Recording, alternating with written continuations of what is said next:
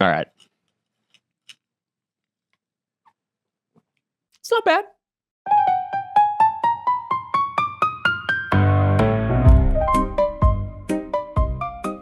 A little over 1,000 years ago, in the lands of ancient Persia, there was a beverage, kind of tonic they were making, that they referred to as gulab. Literally translated, that's probably not perfect pronunciation, so pardon me to the ancient Persians in the audience. It translates to roughly something like rosewater. And what it was essentially a botanical infusion that they would make, sometimes with spirits, that was used as a sweetener to add a spoonful of sugar to help the medicine go down. It was often used by doctors to help their patients consume or get down the elixirs that they were making that were probably pretty tough to deal with. People actually came to kind of enjoy the concoction, this gulab, if you will, and it spread throughout history and throughout the region, and then eventually making its way into Europe in the English-speaking countries, where the drink became known as a julep.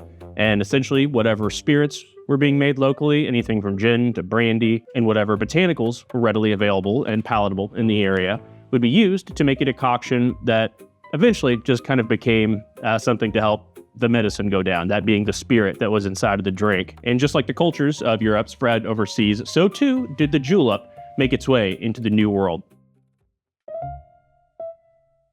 In England, gin and very much so brandy were the spirit of choice. But by the time that the julep made its way to America, there was certainly some regional versions here as well. There was one I read about in Georgia, like a peach brandy julep that actually sounds pretty great.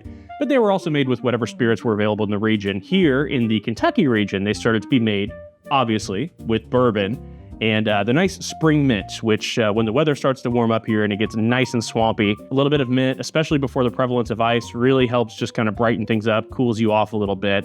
And then especially once ice started to become more readily available, the julep, a little herbal tonic with a barrel-aged spirit of some sort, with some nice mint and a ton of ice, became kind of a status symbol among the aristocracy. Henry Clay, I think, maybe put it the best. Wasn't best at all things, but he could write a yarn about his love for this beverage. I'll do my best to get the point across here from his journal. The mint leaves, fresh and tender, should be pressed against the goblet with the back of a silver spoon. Only bruise the leaves gently and then remove them from the goblet. Half filled with cracked ice, mellow bourbon aged in oaken barrels is poured from the jigger and allowed to slide slowly through the cracked ice. In another receptacle, granulated sugar is slowly mixed with chilled limestone water to make a silvery mixture as smooth as some rare Egyptian oil, then poured on top of the ice, while the beads of moisture gather on the burnished exterior of the silver goblet. Garnish the brim of the goblet with the choicest sprigs of mint. Henry Clay. He took his love of this concoction with him when he went to Washington, D.C., equally swampy in the summer, and shared it with all the other American aristocrats. They latched onto it and brought it back home, and eventually the mint julep became the julep of choice amongst particularly the would-be or so-called Southern aristocracy. In the late 1800s and the early 19th century, when the Kentucky Derby was being launched, they were eager to bring some of the pomp and circumstance from the racing traditions in England. With that goal in mind, the perfect beverage to attach to that was the mint julep, with its connection to the Southern aristocrats. So the mint julep became synonymous with Derby. I think they say on average they maybe sell 120 to 150,000 glasses of it at Derby every year. I think citywide they estimate it could be closer to 500,000, which is a lot of bourbon. This veil of the aristocratic drink and the aristocratic Derby persisted throughout the early 20th century until another Louisville native took a visit to the Kentucky Derby and wrote what is one of my favorite short essays of all time, exposing another side.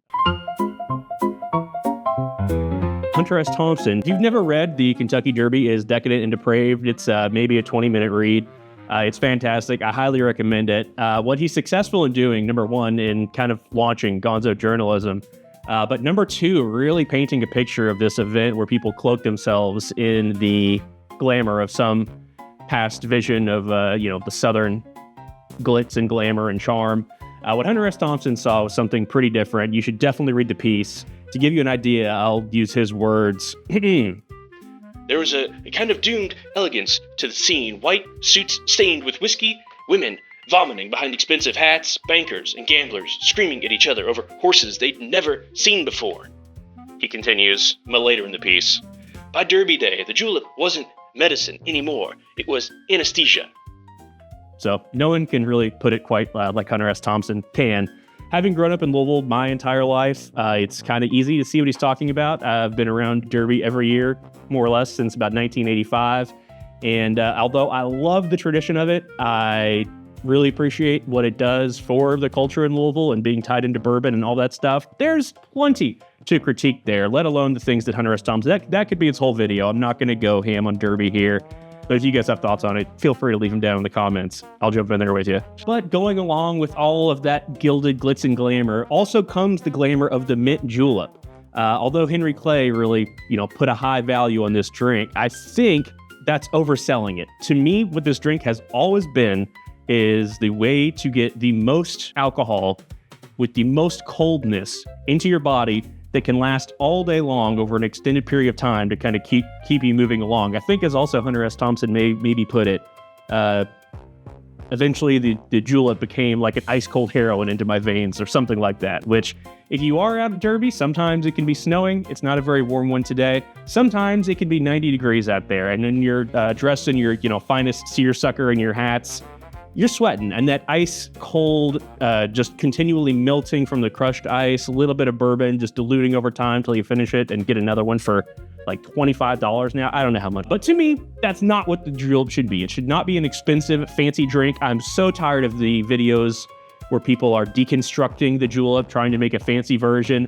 And that is not to say you shouldn't do it. If that is what you want to do, I think it's awesome. I actually have had some fairly good attempts at that. You drink it, and at the end of the day, you end up thinking, that's not half bad. If it's not half bad, what's the point? This thing is designed to get this liquor into your body and to keep you cold. To me, the perfect mint julep is cheap, it's fast, and it's reliable. Here's how I make it. First of all, get yourself a nice bottle of bourbon. You're going to be drinking it. You want it to be something nice. Take that, get yourself a little glass,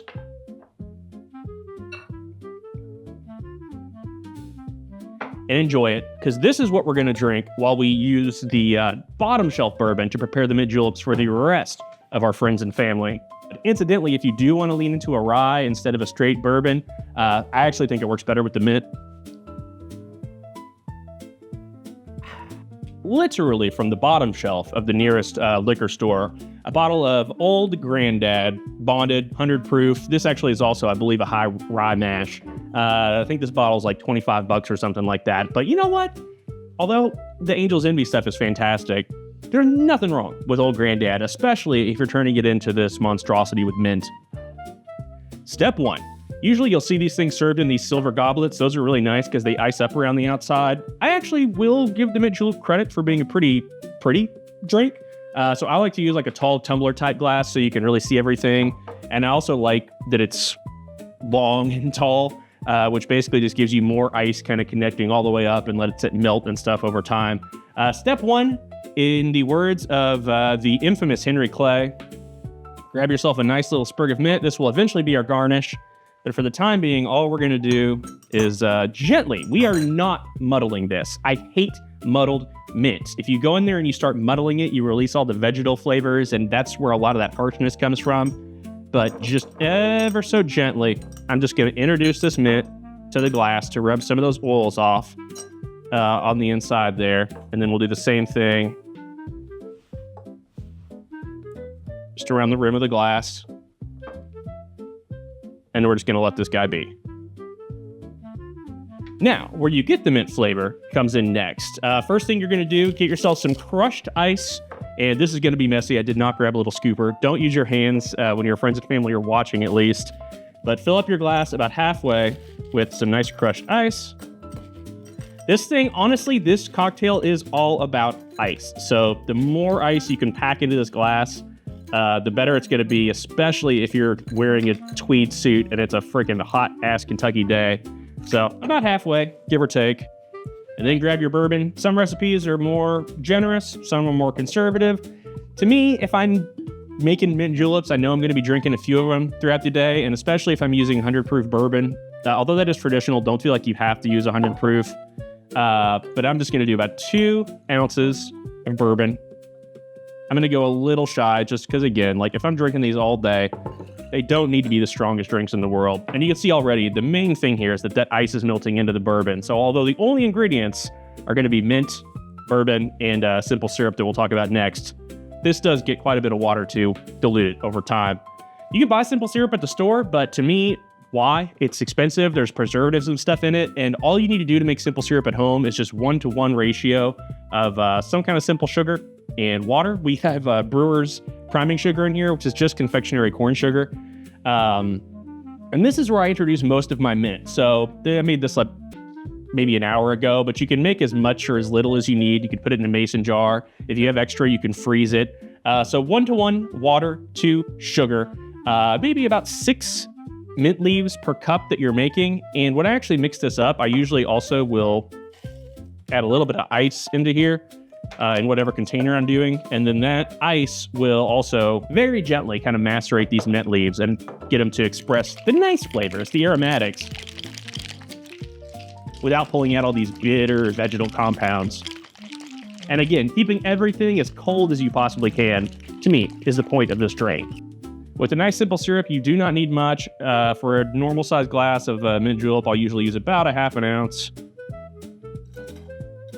If you want it sweeter, add a little more. If you want it less sweet, add a little less, obviously.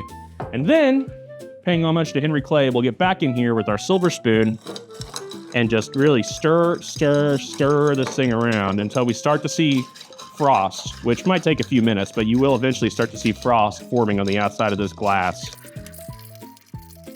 There we go. So as the outside starts to frost up, the last thing to do is to get your old sprig of mint from previously. And again, we're not muddling this guy, but if you want to just give it a little wake-up slap, feel free. And then the final ingredient here is just going to be to top this puppy up with ice. Because again, consider this pre-industrial age air conditioning.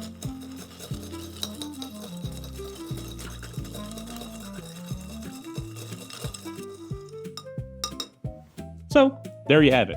A Louisvillian's cheap, quick, reliable, and most importantly, very cold. You can hopefully also already see that we are starting to get frost on the outside of the glass here. One more additional accoutrement that I will allow is to get a straw down in this thing. If you're sipping from it, you're getting it off the top. With a straw, you're getting the coldest part of the drink first. And if you want to be fancy, this is fine. A stainless steel straw also compounds that cooling effect. This straw will eventually suck up all that cold to get the cold liquid as close as it could possibly be, as cold as it can possibly be, to being injected right into your veins. I would love to hear your thoughts on the mint julep. Leave them down below. Again, Derby's very complicated to the hearts and emotions of a Louisvillian, as is the mint julep. All that being said, this one, it's not half bad. And that's exactly how it should be, because ultimately the mint julep is not a fancy, highfalutin drink. It is a beverage that is certainly decadent and depraved. Cheers. Happy Derby for something awesome.